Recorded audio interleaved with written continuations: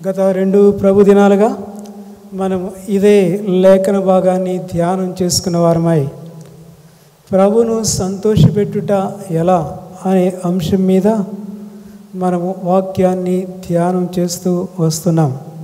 తెస్సలోనికయ క్రైస్తవులు దేవుని సంతోషపెట్టే క్రైస్తవులట. కనుక అలా దేవుని సంతోషపెట్టే అనుభవంలో వారు అంతకంతకు వృద్ధి నొందాలి అని అపోస్తలుడైన పౌలు వారిని హెచ్చరిస్తూ ఆ మేరకు వారిని వేడుకోవడం అనేది కూడా ఈ వాక్య భాగంలో మనము చదువుతూ వచ్చిన వారంగా ఉన్నాం. వాస్తవంగా చెప్పాలంటే ప్రభుని వారు ఎలా సంతోషపెట్టాలో అనే విషయాన్ని స్వయాన అపోస్తలుడైన పౌలు గారు తన జీవిత అనుభవంలో నుంచే వారికి నేర్పించినప్పుడు వారు దీన్ని నేర్చుకున్నవారుగా ఉంటున్నారు. కనుక తెస్సలోనికయ క్రైస్తవులు మరి నేర్చుకునే క్రైస్తవులు అనేది మనము గ్రహిస్తున్నాం. ప్రియులారా, గమనించండి, ఎందులోనైనా సరే మరి మనము నేర్చుకొనుట్లో చూపే శ్రద్ధను బట్టి మన ఉత్తీర్ణత శాతం అనేది ఆధారపడి ఉంటుంది. కాగా ప్రియులారా, మన నిజ క్రైస్తవ జీవిత అభివృద్ధి కూడా మనము అభ్యసించేదాన్ని బట్టే ఆధారపడి ఉంటుంది. ఒక విశ్వాసి ప్రభువును సంతోషపెట్టట్లో గుర్తించవలసిన ప్రాథమిక సత్యం ఏంటంటే, క్రిందటి వారంలో ప్రారంభ ధ్యానంలో మనం పరిశీలన చేస్తూ వచ్చాం. అదేంటంటే, మనుషుల సంతోషపెట్టడమే మనం ధ్యేయంగా ఎంచుకుంటే ఎన్నడూ కూడా దేవుని సంతోషపెట్టలేము, సంతోషపెట్టజాలము. అందుకని స్వయాన పౌలు గారు అంటాడు ఇక్కడ, నేను మనుషులను సంతోషపెట్టువాడనైతే అస్సలు క్రీస్తు దాసుడనే కాకపోదును. గలతీయులకు రాసిన పత్రిక 1వ అధ్యాయం 10వ వచనంలో అంటాడు. అలాగే మేము మనుషులను సంతోషపెట్టువారం కాదు, దేవునినే సంతోషపరచువారము. ఇదే తెస్సలోనికయులకు రాసిన పత్రిక 2వ అధ్యాయం 4వ వచనంలో అంటాడు. అలాగే మరో సత్యం కూడా మనం చూసాం. అదేంటంటే, కొలస్సీల నిమిత్తము పౌలు గారు ప్రార్థన చేస్తూ అందులో ఒక అంశం ఏంటంటే, అన్ని విషయంలో ప్రభువునే సంతోషపెట్టేవారుగా వారు ఉండాలనేది ప్రార్థన. కాగా అన్ని విషయాల్లో ప్రభువును సంతోషపరచాలి అంటే ప్రియులారా వినండి, అన్ని విషయాల్లో కూడా ప్రభువుకు తగినట్లుగా నడుచుకొనవలసిన వారమై ఉంటున్నాం.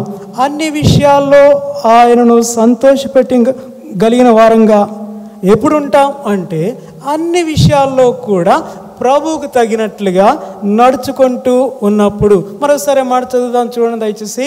కొలస్సీ పత్రిక 1వ అధ్యాయం 9 నుంచి 12 వచనాలు చాలా చాలా ప్రార్థన అంశాలుగా పౌలు గారు కొలస్సీలకు నిమిత్తమై చేస్తున్న అంశాలుగా మనం చూస్తున్నాం. అలాగైతే మధ్యలో మరి అంటాడు కదా, నేను దాన్ని మీకు గుర్తు చేస్తాను. మధ్య భాగంలో అన్ని విషయంలో ప్రభువును సంతోషపెట్టినట్లు ఆయనకు తగినట్లుగా నడుచుకొనవలెనని. అది కనుక అన్ని విషయాల్లో ప్రభువును సంతోషపెట్టి, ఇంగ్లీష్ బైబిల్లో walk worthy of the lord అంటూ ఆల్ ప్లీజింగ్ అంటే ఈ 2 మాటలు కూడా ఇక్కడ కలిపి పౌలు గారు చెప్పడం మనం చూస్తున్నాం. కనుక ఇక్కడ మనం ప్రాముఖ్యంగా ఎరగవలసిన సత్యం, ప్రభువుకు తగినట్లుగా నడుచుకొనుట. అప్పుడు మనం ప్రభువును సంతోషపెట్టగలిగిన వారముగా ఉంటూ ఉన్నాం. అదే విషయం ఇక్కడ తెస్సలోనికయ సంఘస్థుల విషయంలో కూడా మనం దృష్టించగలుగుతూ ఉన్నాం కదా. దయచేసి మరోసారి చూడండి, 2 పేజీలు తిప్పండి. ఏమంటే 4వ అధ్యాయం ఇప్పుడు మొదటి 2 వచనాలు మరోసారి అందరం కలిసి చదువుతారండి. మెట్టుకు సహోదరులారా, మేము ప్రభువైన యేసు ద్వారా మీకు ఇచ్చిన ఆజ్ఞను మీరు ఎరుగుదురు కదా. కాగా మీరు ఎలాగూ నడుచుకొని దేవుని సంతోషపరచవలను మా వలన నేర్చుకునే ప్రకారముగా మీరు నడుచుకొనుచున్నారు. ఈ విషయంలో మీరు అంతకంతకు అభివృద్ధి నొందవలని మిమ్మల్ని వేడుకొని ప్రభుని యేసునందు హెచ్చరించుచున్నాము. మీరు ఎలాగూ నడుచుకొని దేవుని సంతోషపరచవలెనో అలాగూ నడుచుకొని అని అంటాడు. How you ought to work and to please God. మీరు ఎలాగూ నడుచుకుంటే దేవుణ్ణి సంతోషపెడతారో అలాగా నడుచుకోవడం మా ద్వారా మీరు నేర్చుకున్నారు అని అంటాడు. పిల్లల గత ప్రభుదినాన ఒక విశ్వాసి దేవుని సంతోషపరచగలిగిన 2 రకాలైన నడకలను గురించి మనము చూస్తూ వచ్చాం. ఎవరికైనా గుర్తుందా చెప్పండి. ఒకటి ఏం నడకది? విశ్వాసపు నడక. కొరింథీయులకు రాసిన మొదటి పత్రిక 5వ అధ్యాయం 6వ వచనంలో పౌలు గారు ఆ మాట అంటాడు. ఏమంటాడంటే, మేము వెలుచూపును బట్టి నడుచుకునేవారు కాదు, అలాగైతే విశ్వాసం వలనే నడుచుకొనుచున్నాము. ఈ లోకంలో క్రైస్తవ జీవితం క్రీస్తునందుల విశ్వాసంతోనే ఆరంభించబడుతుంది. కాగా ఈ లోకయాత్రను ముగించేటంత వరకు కూడా ఆ విశ్వాసాన్ని మరి బహు జాగ్రత్తగా కొనసాగించుకోవలసిన వారముగా ఉంటున్నాం. మనం పరలోకం చేరిన పిదప ఇక విశ్వాసముతో ఏమాత్రము కూడా అవసరమే లేదు. ఎందుకంటే దేనిని మనం విశ్వసించామో, ఎవరి యందు మనం విశ్వాసం ఉంచామో సరాసరి ముఖాముఖిగా ఆ విశ్వసించిన వారిని మనం చూడబోతున్నాం. అలాగే సరాసరి దేని యందు విశ్వాసం ఇచ్చి నిరీక్షించామో అందులోనే ముఖాముఖిగా ప్రవేశించబోతున్నాం. కనుక ఈ లోకములో జీవించే కాలమంతటిలో కూడా ఈ విశ్వాసయాత్రలో విశ్వాసి తన జీవితాన్ని కొనసాగించుకోవలసిన వాడుగా ఉంటున్నాడు. అలాగైతే ప్రియులారా, ఈ బాహ్యనేత్రాలకు కనబడినంత వరకు నడవడం అనే దానిని వెలుచూపును బట్టి నడవడం అని అంటాం. అలాగే నడిచేవారు ఆ అదృశ్యమైన దాంట్లో, చీకటిలో లేదా రేపటిలో పరిస్థితులు భిన్నముగా మారిపోయినప్పుడు ఇక్కడ అడుగు వేయడం అనేది అసాధ్యకరమైన పరిస్థితి. అయితే విశ్వాసంతో నడుచుట అంటే అదృశ్యమైన క్రీస్తు యొక్క చేతిని పట్టుకొని అదృశ్యమైన దానిలో నడుచుకుంటూ వెళ్ళిపోవడమే. సో ఇట్టి వారు దేవుని సంతోషపరిచే వారు. ఇటు నడక దేవుని సంతోషపెట్టే నడక. అందుకనే పౌలు గారు అంటున్నారు, విశ్వాసము లేకుండా దేవునికి ఇష్టలై ఉండుట అసాధ్యం. ఎబ్రీ పత్రిక 11:6 అంటాడు. ఇది ఒక విశ్వాసి దేవుని ఎదుట ఈ లోకములో నడిచే నడక అని చెప్పాలి. అలాగే గత పర్యాయం మరొక నడకను గురించి కూడా మనం పరిశీలన చేసిన వారమై ఉంటున్నాం కదా. గలతీయులకు రాసిన పత్రిక 5వ అధ్యాయం 16వ వచనంలో చూచాం. ఎవరికైనా గుర్తుందా చెప్పండి. ఆత్మానుసారముగా నడుచుకుంటా అప్పుడు ఏం జరుగుతుందంట అప్పుడు శరీరేచ్ఛను నెరవేర్చజాలం. కనుక గత పర్యాయం మనం చూచినాం కదా, ఆత్మానుసారంగా నడుచుకొనుటకు నేనెందుకో ఈ ఆఫీసర్కి ఏదో పని పడింది, కూర్చో.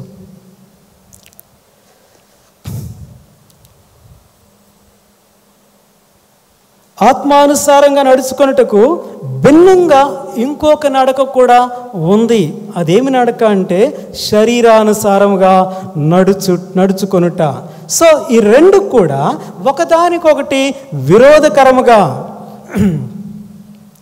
మనను తోడుకొని వెళ్ళేవిగా ఉంటున్నాయి. అందుకని అక్కడ పౌలు గారు అంటారు కదా, శరీరము గలతీయులకు రాసిన పత్రిక 5వ అధ్యాయంలో అంటాడు, శరీరము ఆత్మకును ఆత్మ శరీరముకును విరోధముగా అపేక్షించుతూ ఉన్నాయంట. అలాగే ఒకదానికొకటి వ్యతిరేకముగా ఉన్నాయి అని అంటాడు. ఆల్వేస్ ఒకదానికొకటి విరోధముగా వ్యతిరేకముగా అపేక్షించేవిగా ఉంటున్నాయి. ఆత్మ ఎస్ అంటే శరీరము నో అంటది, ఆత్మ నో అంటే శరీరము ఎస్ అంటది.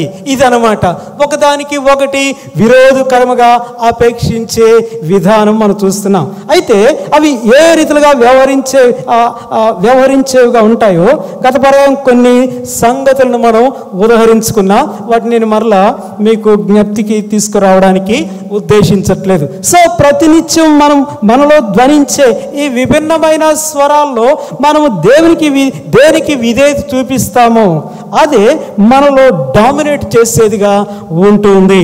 మనము ఒకవేళ శరీర స్వరానికి లోబడితే శరీరమే డామినేట్ చేస్తుంది, లేదా ఆత్మస్వరానికి లోబడితే ఆత్మానుసారమైన నడతలో ముందుకు సాగలిగిన వారంగా ఉంటున్నాం. అయితే రోమపత్రిక 8వ అధ్యాయం 8వ వచనంలో పౌలు గారు అంటారు కదా, శరీరానుసారంగా నడిచేవారు దేవుణ్ణి సంతోషపరచనేరరు.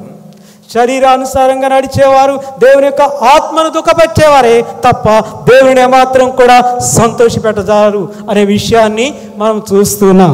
అలాగైతే ప్రియులారా, ఎవరు ప్రభువును సంతోషపరిచేవారంటే మొదటిగా విశ్వాసమును బట్టి నడుచుకునేవారు. ఈ విశ్వాసముతో కూడిన నడక సరాసరి దేవుని ఎదుట నడిచే నడత.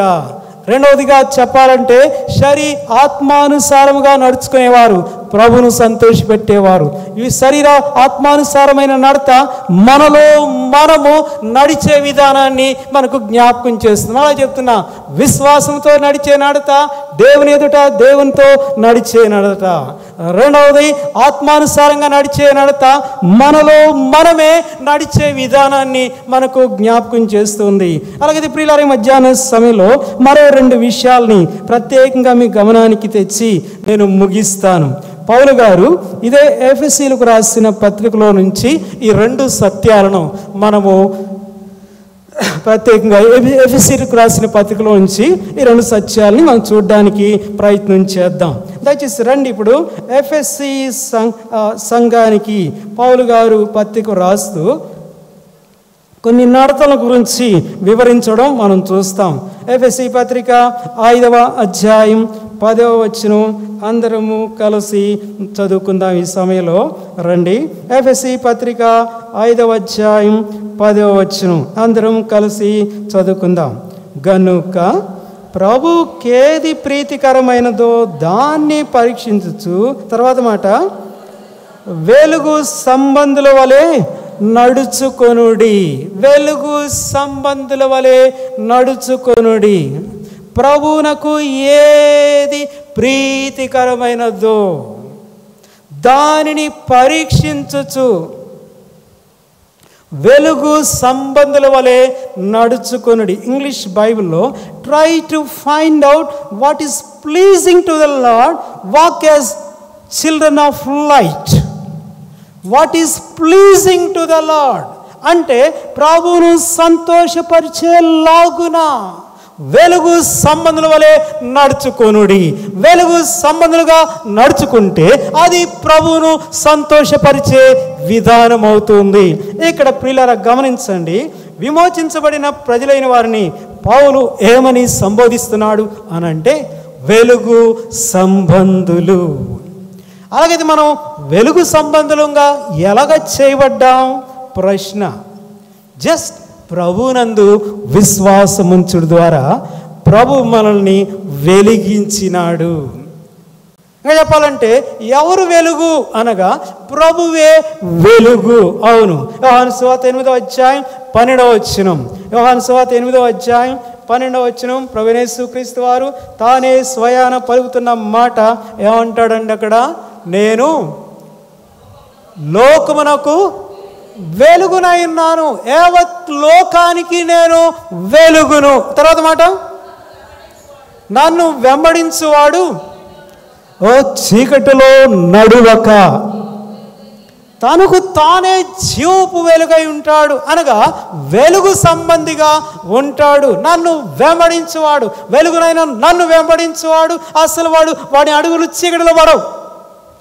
చీకటిలో నడువక వెలుగు ఏమంటాడన్నమాట, వెలుగైన జీవపు వెలుగై ఉండును. అనగా అతడు జీవపు వెలుగు లేదా వెలుగు సంబంధిగా అతడు ఉంటాడనమాట. యోహాను సువార్త 1వ అధ్యాయం 10వ వచనంలో కూడా ఇదే మాట మనం చదువుతాం కదా. యోహాను సువార్త ఆయన లోకంలో నేను లోకం ఆయన తెలుసుకోలేదు. 1:10 నిజమైన వెలుగు ఉండెను, అది లోకములోనికి వచ్చుచు ప్రతి మనిషిని ఏం చేస్తుందంట? వెలిగించుచున్నది. Is true light. ఆయన నిజమైన వెలుగు. అలాగైతే చీకటిలో కొనసాగించబడే వ్యక్తిని ఆ వెలుగు ఏం చేస్తుందంటే వెలిగిస్తూ ఉంది. అవును, ఆ నిజమైన వెలుగే ఈ లోకంలో మనల్ని కూడా వెలిగించింది కదా. ఒకప్పుడు మనం ఎవరో మనం చీకటి సంబంధాలు. అందుకని ఇక్కడ అపోస్తలుడైన పౌలు ఏమన్నాడు చూడండి, ఎఫెసీయులకు రాసిన పత్రిక తిరిగి మళ్ళీ వెనక్కి రండి. ఎఫెసీ పత్రిక 5వ అధ్యాయం 8వ వచనం ఏమన్నాడు?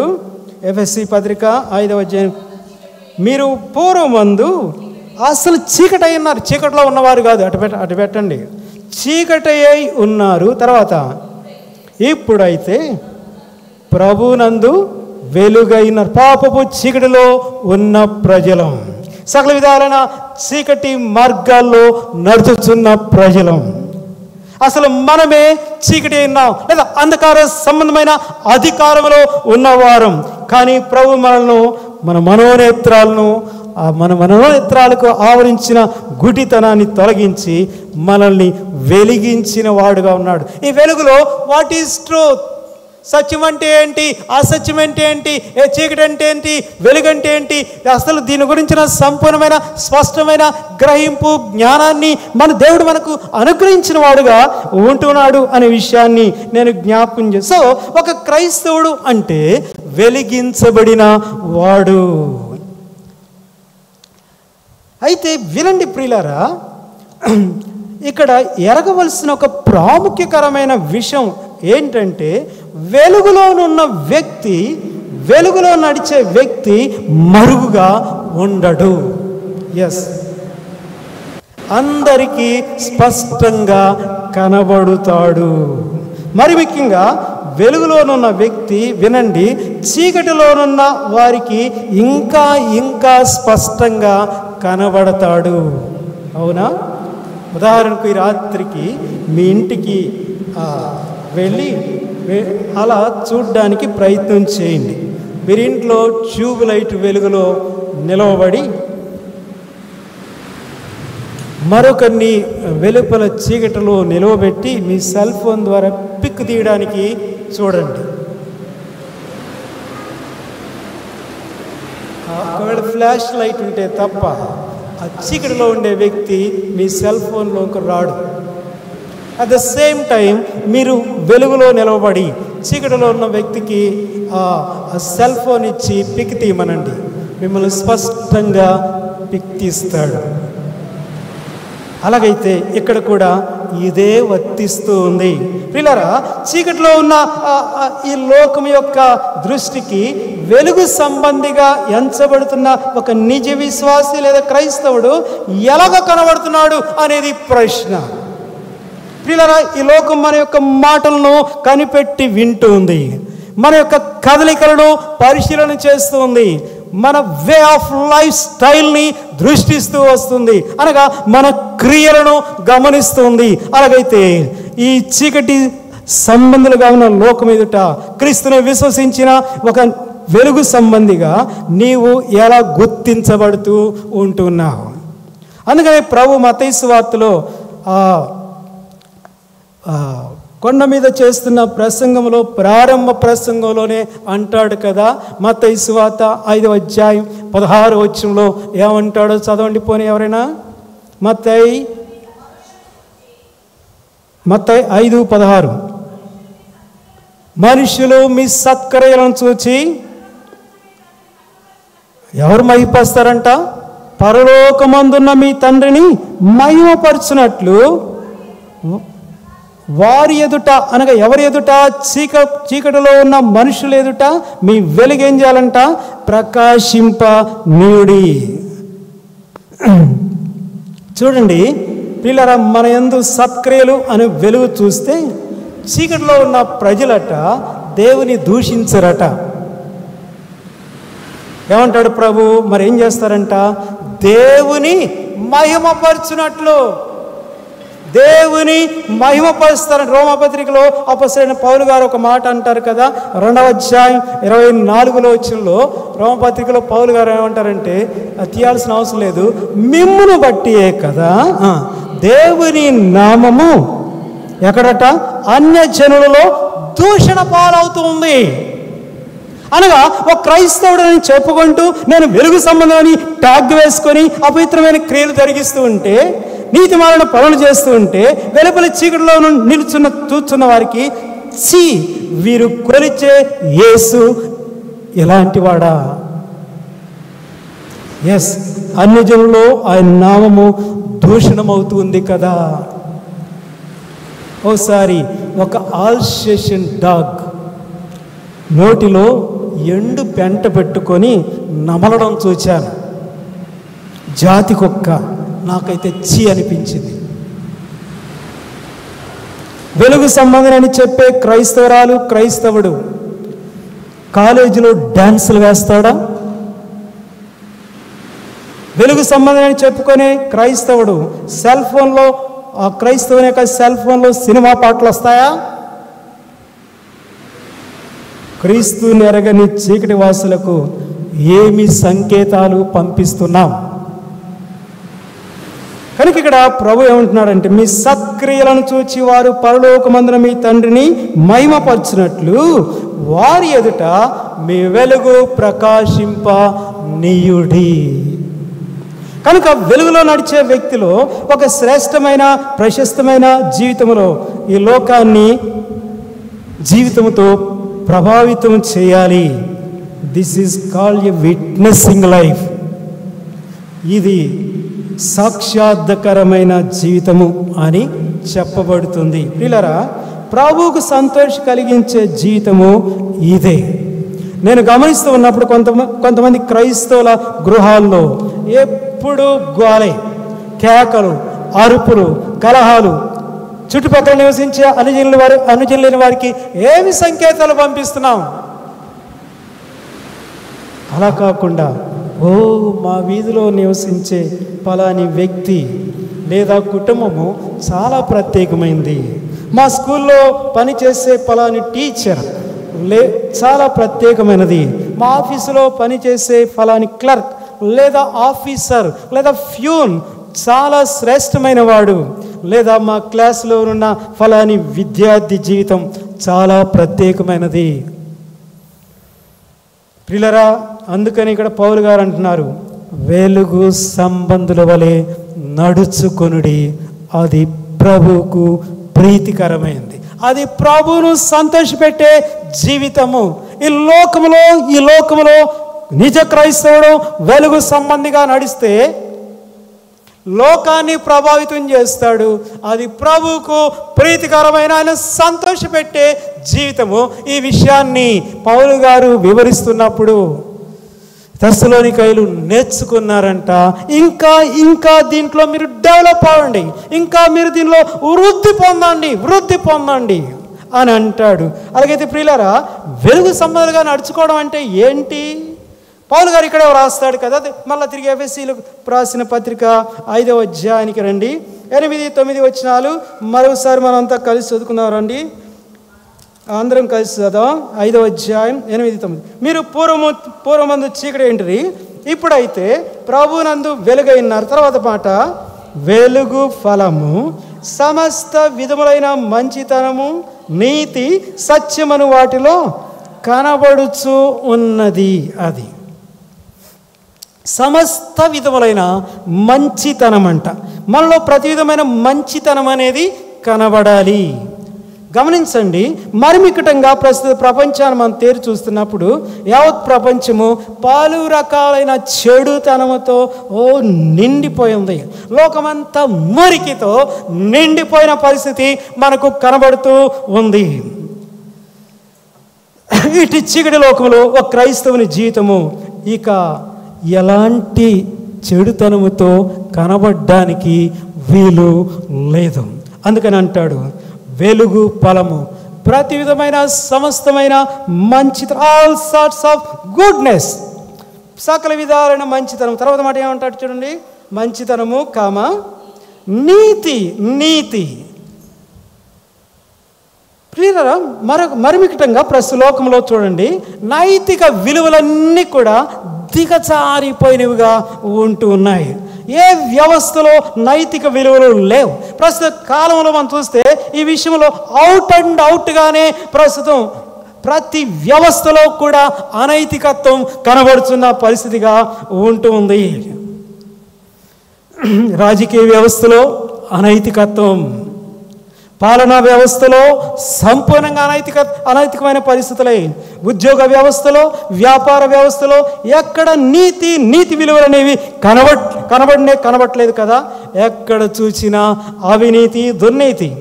ఇటు చీకటి లోకంలో వెలుగు సంబంధిగా ఎంచబడి ఒక క్రైస్తవుడు లోకానికి వేరుగా దేవుని నీతిని కనపరచాలి. తర్వాత ఏమంటాడు చూడండి, అక్కడ వెలుగు ఫలము, సమస్త విధుల మంచితనము, రెండవ మాట నీతి, మూడవ మాట సత్యమని వాటిలో ఏమవుతుందంట, ఫోకస్ అవుతా ఉంది, కనబడుతూ ఉంది. పిల్లలు వాస్తవంగా ఈ లోకమంతా కూడా అసత్యములోనే కొనసాగించబడుతుంది. అసత్యమైన ప్రమాణాలు, అసత్యమైన ప్రకటనలు, అసత్యమైన సాక్ష్యాలు, అసత్యమైన బోధలు, పలు రకాలైన మోసం, దగ, ఎవరికి వారే అసత్యమైన బ్రతుకులో కొనసాగుతున్నారు. ఏమాత్రం సిగ్గులేదన్నమాట. అసలు చెప్పాలంటే ఎవరు నమ్మలేని పరిస్థితులుగా ఈ దినాలు ఉంటున్నాయి. అయితే వెలుగు సంబంధి, సత్య సంబంధిగా నడుచుకోవాలి. ఒక విశ్వాసే లంచం తీసుకుంటూ ఉంటే, ఒక విశ్వాసే అబద్ధాలు వల్లిస్తూ ఉంటే అది కేవలము దేవుని దుఃఖపెట్టే జీవితం తప్ప ప్రియులరా దేవుని సంతోషపెట్టే జీవితం కాదు సుమా. ఎస్, అన్ని విషయాల్లో ప్రభువును సంతోషపెట్టే విధంగా ప్రభువుకు తగినట్లుగా నడుచుకోండి అని అంటారు. కనుక ఇక్కడ పౌలు గారు అంటున్నారు వెలుగు సంబంధులుగా నడుచుకోండి. కనుక మరోసారి 10వ వచనం గమనించండి, ఏమంటాడు 10వ వచనం, గనుక ప్రభుకేది ప్రీతికరమైందో దాన్ని పరీక్షించచ్చు. అది ప్రభుకు ఏది ప్రీతికరమైందో వెలుగు సంబంధంగా నడుచుకుంటే అది దేవునికి ప్లీజింగ్ లైఫ్, అది దేవునిని సంతోషపెట్టే జీవితము. ఇంగ్లీష్లో ఏమంటాడంటే it is pleasing to the lord. అది ప్రభుకు సంతోషపరిచే జీవితం. మనం అంశం అదే కదా. మనం ఎలాగూ నడిస్తే ప్రభుని సంతోషపరచగలం అంటే మొదటిగా మనం చూచాం, వెలుచూపును బట్టి కాక విశ్వాసమును బట్టి నడుచుకుంటే ప్రభువును సంతోషపెట్టే వారంగా ఉంటున్నాం. రెండవదిగా మనం చూస్తున్నాం ఆత్మానుసారులుగా నడుచుకునుట. అది ప్రభువును సంతోషపెట్టే రెండవ నడక. మూడవదిగా చూస్తున్నాం వెలుగు సంబంధులుగా నడుచుకోండి. ఇది ఒక విశ్వాసి చీకటి లోకం ఎదుట నడవలసిన విధానం, విశ్వాసంతో నడిచే విధానం, దేవుని ఎదుట మనం నడిచే జీవితం. రెండవది ఆత్మానుసారంగా నడుచుకునుట. మనలో మనమే ఒక విశ్వాసి తనలో తాను, ఎందుకంటే ఒకవైపు శరీరం ఉంది, ఒకవైపు ఆత్మ ఉంది, రెండిటికి పోరాటం ఉంది. సో మనలో మనము నడుచుకునే విధానాన్ని ఇది సూచిస్తుంది. మూడవది వెలుగు సంబంధాలుగా నడుచుకునుట అంటే ఈ చీకటి లోకములో ఒక నిజ విశ్వాసి నడిచే విధానాన్ని జ్ఞాపకం చేస్తుంది. కాగా ప్రియులరా, చివరిగా చూద్దాం, ప్రభువును సంతోషపరచగలిగిన మరొక నడతను గురించి క్లుప్తంగా మీ గమనానికి తెస్తాను. ఇదే ఎఫెసీ పత్రిక 5వ అధ్యాయంలోనే దయచేసి 2వ వచనం అందరం కలిసి చదువుకుందాం. ఎఫెసీ పత్రిక 5వ అధ్యాయం 2వ వచనం అందరం కలిసి చదువుకుందాం. రండి. క్రీస్తు మిమ్మల్ని ప్రేమించి పరిమళ వాసనగా ఉండటకు మన కొరకు తన్ను తాను దేవునికి అర్పణగాను బలిగాను అప్పగించుకును. అలాగుననే మీరును ఎలాగంట ప్రేమ కలిగి నడుచుకొనుడి. ప్రియులారా, ఈ ఎఫెసీ పత్రికను మనం చదువుతూ వస్తున్నప్పుడు ముఖ్యంగా దీనిని పౌలు గారు చర్చి కాన్సన్ట్రేటెడ్ బుక్గా వ్రాస్తారు. అనగా దేవుని సంఘం, దాని యొక్క హెడ్షిప్, అలాగే దాని యొక్క స్ట్రక్చర్, దాని యొక్క నిర్మాణము, దాని యొక్క రూపము, దాని యొక్క పోరాటము, ఇలా సంఘము అనే అంశం యొక్క కేంద్రంగా ఈ పత్రిక రాయడం అనేది జరిగింది. కాగా ఈ పత్రికలో మనం గుర్తించగలిగిన ఒక ప్రాముఖ్యమైన పదే పదే కనబడుతున్న పదం ఏంటంటే ఏంటంటే నడుచుకొనుడి, నడుచుకొనుడి అనే మాటలు మనం పదే పదే చదువుతాం. దయచేసి రండి. ఉదాహరణకు 2వ అధ్యాయం 10వ వచనం, 2వ అధ్యాయం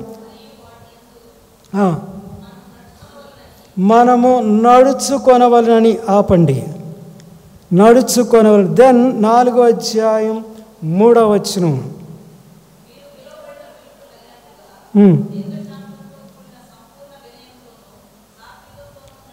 సాత్వికముతోనూ నడుచుకొనవలెనని.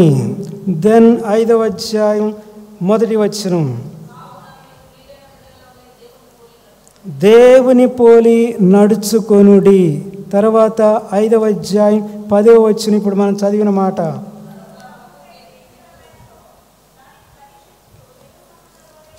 వెలుగు సంబంధుల వలె నడుచుకొనుడి. తర్వాత 5వ అధ్యాయం 15వ వచనం,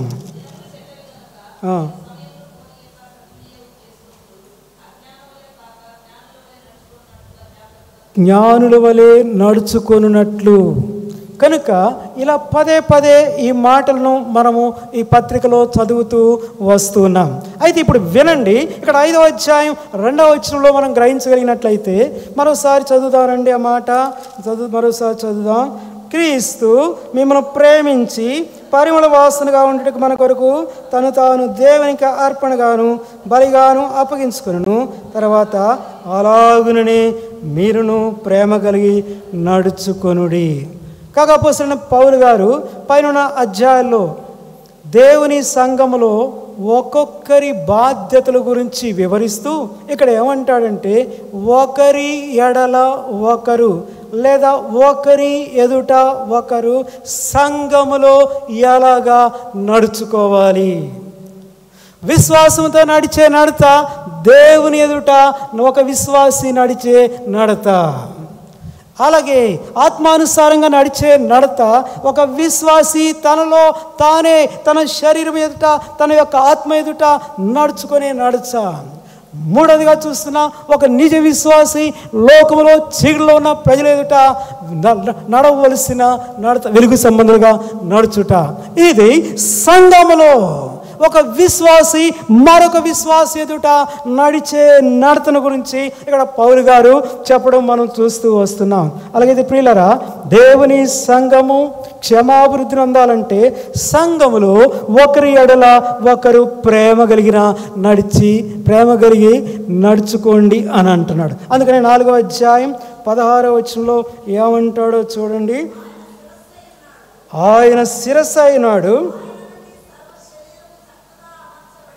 ఆయన యందు సర్వ శరీరము ఏమంట చక్కగా అమర్చబడి దేవుని సంఘం అనే శరీరంలో ఒకరి ఎడల ఒకరు అవయవములుగా ఎలా ఫిట్ చేయబడాలో చెబుతూ, ఎలాగంటే తర్వాత చదివేసండి అమ్మా.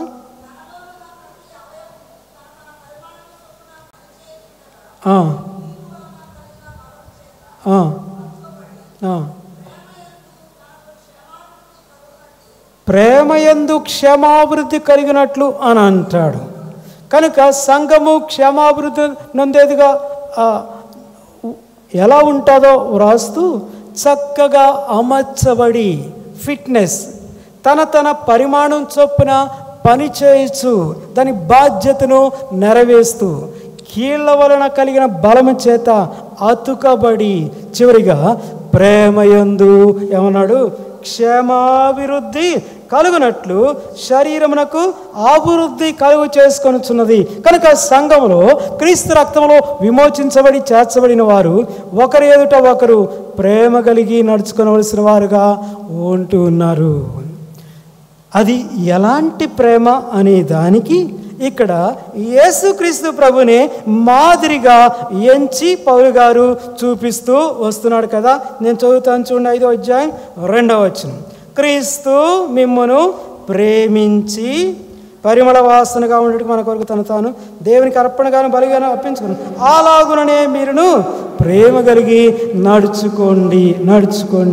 క్రీస్తు మిమ్మల్ని ప్రేమించనగా సంఘంలో ఒకరు కనపరచవలసిన ప్రేమ ఇక్కడ క్రీస్తు ప్రేమను మోడల్ చూపిస్తూ ఉందన్నమాట. అనగా ఆయనట మనల్ని ప్రేమించి మన కొరకు తను తాను ఏం చేశాడంట, అర్పణగాను బలిగాను అర్పించుకును. అలాగనే ఇలాంటి ప్రేమతో సంఘంలో ఒకరి ఎడల ఒకరు ప్రేమ కలిగి ఉండండి. చూడండి, మాటలతో కూడిన ఉట్టిట్టి ప్రేమలు ఉన్నాయి. అందులో ఏమాత్రం కూడా చెమట పట్టదు, పైసా ఖర్చు కూడా ఉండదు. అవును, మాటలతో కూడిన ఉట్టిట్టి ప్రేమలో ఏమన్నా చెమట పడుతుందా? ఖర్చు ఏమన్నా ఉంటుందా? ఏమీ ఖర్చు ఉండదు. అలాగే స్వార్థంతో కూడిన ప్రేమలు కూడా ఉన్నాయి. ఏదైనా సహాయం చేస్తే దానికి రెండంతల ప్రతిఫలం ఆశించి ప్రేమ చూపించడం, ఇది స్వార్థంతో కూడిన ప్రేమ. నువ్వు ఒకవేళ ప్రేమ చూపిస్తున్నావు ఎవరైనా, దెన్ రిటర్న్ ఏదన్నా మరి ఎక్స్పెక్ట్ చేస్తున్నావు అనమాట, రెండంతలుగా. అంతేకాదు అపవిత్రమైన ప్రేమలు కూడా ఉన్నాయి. ఇలాంటివన్నీ కూడా ఈ లోక సంబంధమైన ప్రేమలే. అవి లోకంలో ఆగమించండి. బట్ సంఘంలో ఒకరిడలో ఒకరు చూపించవలసిన ప్రేమ, దీనికి మాదిరి క్రీస్తు ప్రభువే. కనుక ఇక్కడ క్రీస్తు యేసునందు బయలుపరచబడుతున్న ప్రేమ ఎలాంటిది అనగా సంపూర్ణ సమర్పణాయుతమైన ప్రేమ, త్యాగ సహితమైన ప్రేమ, ఖర్చు అవుతున్న ప్రేమ, తను తానే ఖర్చు చేసుకున్న ప్రేమ. అందుకనే ఇక్కడ పౌలు గారు సంఘంలో ఒకరిలో ఒకరు ప్రేమ కలిగి నడుచుకోండి అంటుండగా, దానికి క్రీస్తు ప్రభు యొక్క ప్రేమను మాదిరిగా చూపించడం మనం గుర్తిస్తూ వస్తున్నాం. కనుక దేవుని సంఘంలో నిస్వార్థంగా ఒకరి కొరకు ఒకరు ఏమైనా చేయడానికి సంసిద్ధులు కావాల్సిన వారుగా ఉంటున్నారండి. అట్టి అనుభవంతోనే సంఘము క్షేమాభివృద్ధి నొందేదిగా ఉంటుంది. ఆ మధ్య కరోనా దినాల్లో ఒక్కొక్క గృహంలో మూలుగుతూ ఉన్నారు. జ్వరాలు వచ్చి వాళ్ళని ఎవరు సమీపించలేక, వాళ్ళకి పెట్టింది సరిగా పెట్టేది లేక, ప్రియులారా మన సంఘంలో కొంతమంది దేవునికి స్తోత్రం వారిని బట్టి దేవుని స్తుతిస్తున్నారు. ఇంటి దగ్గర సిద్ధం చేసుకొని ఆహార పదార్థాలు, భయమే. కరోనా వచ్చిన వ్యక్తికి ఇంటికి వెళ్ళాలంటే భయం, ఆ వ్యక్తిని ఆ గృహాన్ని దర్శించాలంటే భయం. కానీ బహు జాగ్రత్తగా వారిని పరామర్శించిన సంఘాలు ఉన్నాయి. ఇది క్రీస్తు ప్రేమ. చక్కగా ఆహార పదార్థాలు తయారు చేసుకొని, బ్రేక్ఫాస్ట్లు తయారు చేసుకొని, లంచ్ తయారు చేసుకొని, డిన్నర్ తయారు చేసుకొని, దాన్ని కొంతమందికి సహోదరులను ఏర్పాటు చేశాం. వారు బహు త్యాగంతో వెళ్ళి వాళ్ళని జాగ్రత్తగా బయట పెట్టేసి ఫోన్ చేసి వాళ్ళకి చెప్పి మళ్ళా వచ్చేవారు చేశారండి. అలాంటి సహోదరులు ఉన్నారు. వాటిని బట్టి దేవుని స్తుతిస్తున్నాను. అంతేకాదు కరోనా దినాల్లో చాలామంది పేదరికులం ఉన్నారు. ఉద్యోగాలు లేవు, పనులు లేవు, ఏమీ లేవు. సాక్రిఫైస్ చేస్తూ తమ యొక్క కరోనా దినాల్లోనే తమ యొక్క ద్రవ్యాన్ని పలు రీతిలుగా డిస్ట్రిబ్యూట్ చేసి, ఎవరు పేదోళ్ళు, ఎవరు శ్రమలో ఉన్నారు, ఎవరు కష్టంలో ఉన్నారు, ఎవరు నలుగుతున్నారు, ఆర్థికంగా ఎవరు చితుకుతున్నారు, వారిని గుర్తించి అలాగ వారికి మరి సహాయం చేసిన విశ్వాసులు, క్రైస్తవులు ఉన్నారు. వారిని బట్టి దేవునికి స్తోత్రం చెల్లిస్తున్నారు. అలాగే ప్రియులారా, సంఘము క్షేమాభివృద్ధి పొందాలంటే నీ వంతులో క్రీస్తు చూపిన త్యాగంతో కూడిన ప్రేమను చూపించు. ఖర్చుతో కూడిన ప్రేమను చూపించు. Sacrificial love.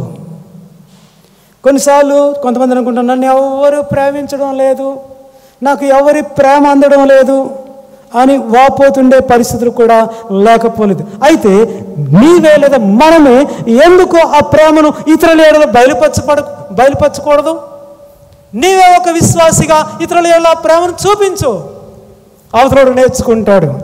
అంతేకాదు సంఘంలో ఒకరి మధ్య ఒకరు ప్రేమతో నడుచుకొంచున్నప్పుడు ఒకరినొకడు సహించి భరించేలా కూడా ఇది చేస్తూ ఉంది కదా.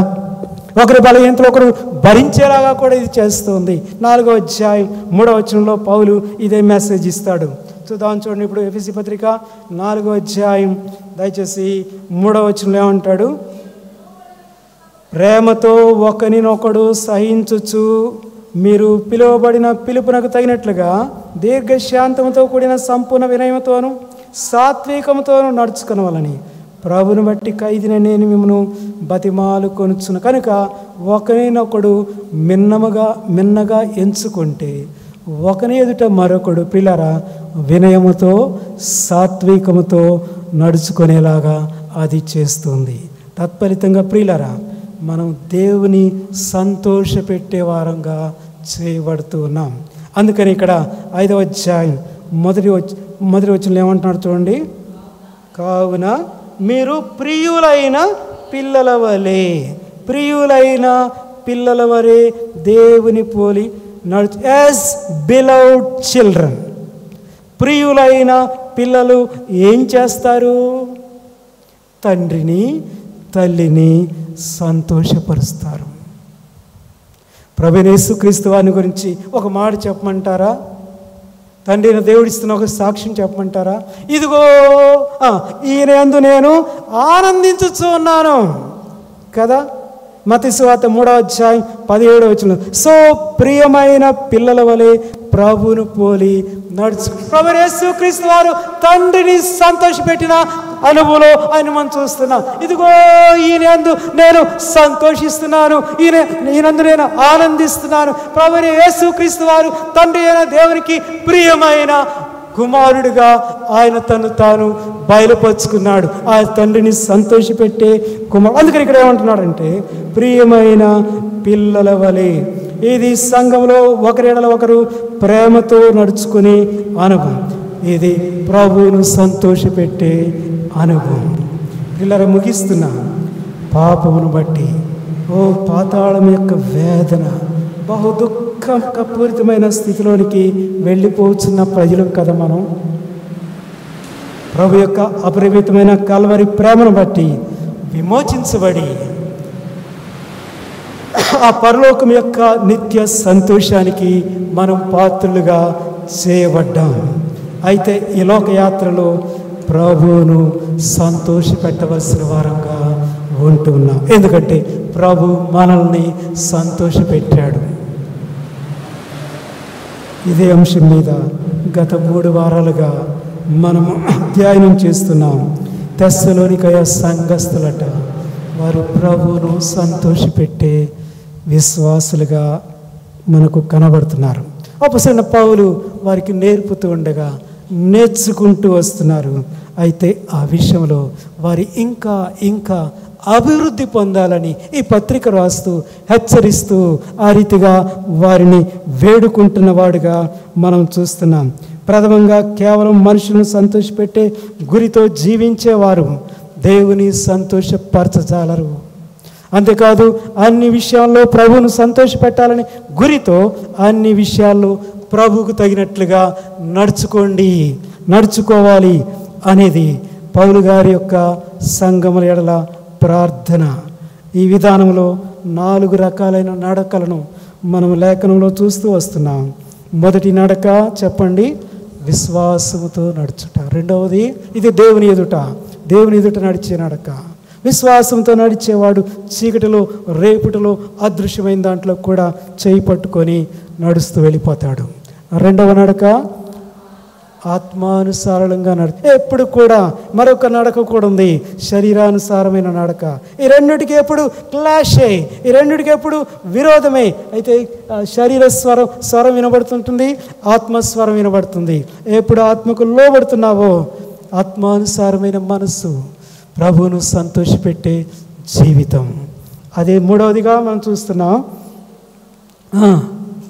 వెలుగు సంబంధాలుగలే నడుచుకోండి. లోకం చీకటిలో ఉంది, మనము వెలుగులో చాలా స్పష్టంగా లోకం కనబడుతున్నాం, లోకం యొక్క అబ్జర్వేషన్లో ఒక నిజ క్రైస్తవ యొక్క నడత ఎలాగా ఉంది మన సాక్షి జీవితం ఇక్కడ వెల్లడి చేయబడుతుంది. చివరిగా మనం చూస్తున్నాం, సంఘము యొక్క క్షేమాభివృద్ధి పొందాలంటే ఇదిగో క్రీస్తు ప్రేమించాడే, అట్టి క్రీస్తు యొక్క ప్రేమతో అలాగనే మీరును ప్రేమ కలిగి నడుచుకోండి. ప్రార్థన చేసుకుందాం.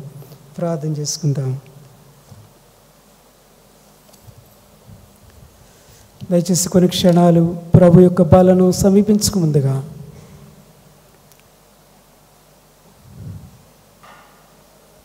ఒక నిజ క్రైస్తవుడిగా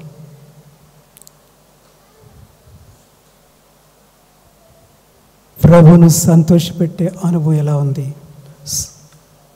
సోదరులు యేసుదాస్ గారు బల్ల వద్ద క్లుప్తంగా ప్రార్థన చేస్తారు. ఈ లోపుగా కొన్ని క్షణాలు బలను సమీపించకుండగా మన ఆత్మీయ జీవితాలను పరీక్షలో ఉంచుకుందాం. అది ఆయన రక్తమని, ఆయన శరీరమని వివేచించి అందులో చేవేయాలి. అనాలోచనగా, ఆచారంగా అందులో చేయి వేస్తే అది కూడా దేవుణ్ణి దుఃఖపెట్టే అనుభవం అవుతుంది. అది అట్ ద సేమ్ టైం అది మనకు క్షేమం కాదు. కనుకనే పరీక్ష అవసరం. తన్ను తాను పరీక్షించుకోవాలి. అలాగు చేసి అరటిలో పాలుపోలు పొందాలి. కాగా ప్రియ సోదరి, మన జీవన విధానంలో దేవుణ్ణి సంతోషపెట్టే అనుభవాలు ఎన్ని? దేవుని ఆత్మను దుఃఖపరిచే పరిస్థితులు ఎన్ని? ఎంతకాలం ప్రభుని దుఃఖపరుస్తూనే వెళ్తావు? ఎంతకాలం ఆత్మదేవుని దుఃఖపరుస్తూ కొనసాగుతావు? ఓ తీర్మానం చేసుకొని బలలో చేవేద్దాం. ప్రభువా, ఇక నేను నిన్ను సంతోషపెడతాను. ఎందుకంటే పాతాళపు వేదన, ఏడుపు, పళ్ళు కొరుకుట, దుఃఖం, చీకటి, అందులో నుంచి నీ కలువరి ప్రేమ చొప్పున, నీ శిలువ బలియాగం చొప్పున నన్ను వెలుపలికి తెచ్చి నిత్య జీవపు ఆనందంలో నాకు ప్రవేశమిచ్చావే. ఈ లోకయాత్రలో నిన్నే సంతోషపెడతాను ప్రభువా, మనుషులను కాదు, నిన్నే సంతోషపెడతాను. తీర్మానం చేసుకుందాం. అన్ని విషయాల్లో కూడా నిన్ను సంతోషపెడతాను ప్రభువా. అయితే ఆయనకు తగినట్లుగా నడుచుకోవాలి. దేవుని ఎదుట మన నడక ఎలా ఉంది? మనలో ఉన్న పోరాటం, వినబడుతున్న స్వరముల మధ్య మన నడత ఆత్మానుసారమైనదిగా ఉందా?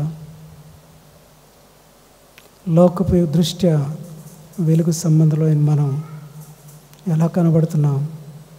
వారి ఎదుట మన నడత ఎలా ఉంది?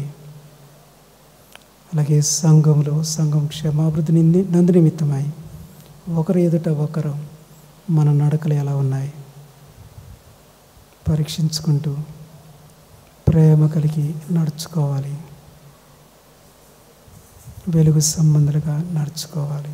వెలుగు ఫలం సమస్త విధమైన మంచితనం, నీతి, సత్యం అనే వాటిలో కనబడుతున్నాయా?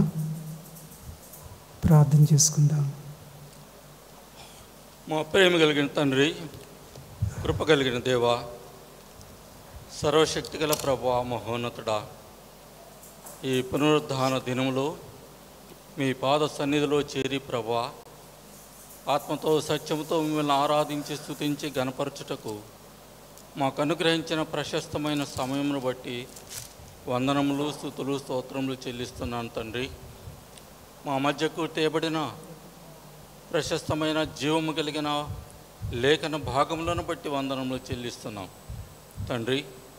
ఇదిగో ప్రభువా, మా మధ్యన ఉంచబడిన ఈ యొక్క బల్ల రసము, ఆయన రొట్టె రసము తండ్రి, మా యొక్క పాప క్షమాపణ కొరకు సిలువలో మీరు పొందిన శ్రమ గాయములు ఆ యొక్క శరీరమునకు సాదృశ్యమైన ఈ యొక్క రొట్టెలోను తండ్రి పవిత్రమైన రక్తమును క్రయధనముగా చెల్లించి మా కొరకైనా తండ్రి సిలువలో కార్చిన రక్తమునకు సాదృశ్యంగా ఈ యొక్క రసము ఉంటుండగా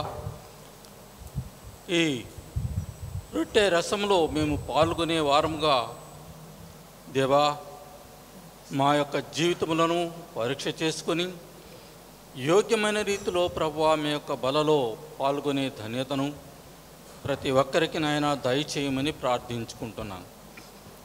తండ్రి, మా మధ్యకు తేబడిన ప్రశస్తమైన జీవము కలిగిన వాక్యం అపోస్తలుడైన పౌలు దెసలోనికైలకు రాస్తూ 4వ అధ్యాయంలో ప్రభువా తండ్రి దెసలోనియ సంఘస్థులు దేవుని సంతోషపెట్టేవారుగా ఉంటున్నారని మేము గమనించాము, మా గమనానికి తెచ్చారు. అవును ప్రభువా, దేవుని సంతోషపెట్టవలనంటే ఎట్టి నియమాలని మేము పాటించవలనో అనే విషయాన్ని మా గమనానికి తెచ్చారు. ప్రభువా, అట్టి నియమాల్లో మేము కొనసాగుటకు కృప చూపించమని ప్రార్థించుకుంటున్నాను. విశ్వాసం లేకుండా దేవునికి ఇష్టలై ఉండుట అసాధ్యమని మీ యొక్క వాక్యంలో సెలవిస్తూ ఉన్నారు. అవును తండ్రి, మిమ్మల్ని సంతోషపెట్టవలసిన ఆ యొక్క స్థితి విశ్వాసంలో మేము బలపడి ముందుకు సాగవలసిన వారమై ఉంటున్నాం. లోకంలో ఏ విధమైన శ్రమలు, కష్టములు, సమస్యలు, ఇబ్బందులు ఎదురైనప్పటికీ విశ్వాసమును కోల్పోకుండా ప్రభువా మీ చేతిని పట్టుకొని విశ్వాసంలో బలపడి మీతో నడవలసిన వారమై ఉంటున్నాము. తండ్రి దేవా, ఆత్మానుసారమైన జీవితము మేము పొందవలసిన వారముగా ఉంటున్నాం. అవును తండ్రి దేవా, ఈ శరీరమునకు ఆత్మకు దేవా వ్యతిరేకముగా పనిచేస్తూ ఉంటున్నది. అనుదిన జీవితంలో శరీరాశలు, శరీరం చెప్పే మాటలు, శరీర ఇచ్ఛలను, శరీర సంబంధమైన కోరికలను దేవా మేము అనుసరిస్తూ ప్రభువా ఆత్మను నా తండ్రి మేము దుఃఖపరిచే వారముగా ఉంటున్నాం.